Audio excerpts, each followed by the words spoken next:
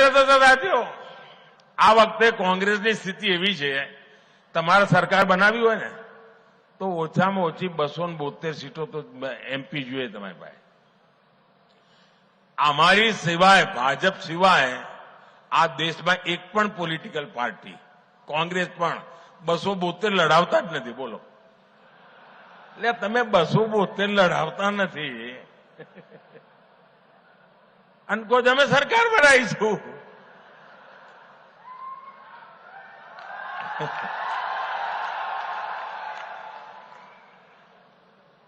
આજે તો એમની સ્થિતિ એવી છે કે આ એમનું જે શાહી પરિવાર છે ને, દિલ્હીમાં રહે છે, એમની દશા એવી છે કે પોતે આ વખતે કોંગ્રેસને વોટ નહીં આપીએ કે. બોલો, આ મોદી સાહેબની કમાલ જ છે ને.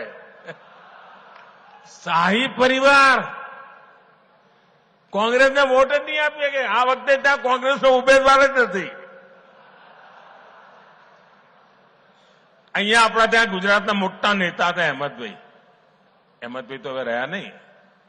અહેમદભાઈનું પરિવાર ભરૂચમાં રહે છે. એમની દશા એવી, કોંગ્રેસને મત નહીં આપે. અહેમદભાઈનું પરિવાર કોંગ્રેસને વોટ નહીં આપીએ કે. કોંગ્રેસના એક મોટા નેતા બનતા સુધી ભાવનગરમાં જ રહેતા હશે, મત એમનો ભાવનગરમાં જ હશે. એ ભાવનગરમાં કોંગ્રેસને વોટ નહીં આપીએ કે. આ કોંગ્રેસની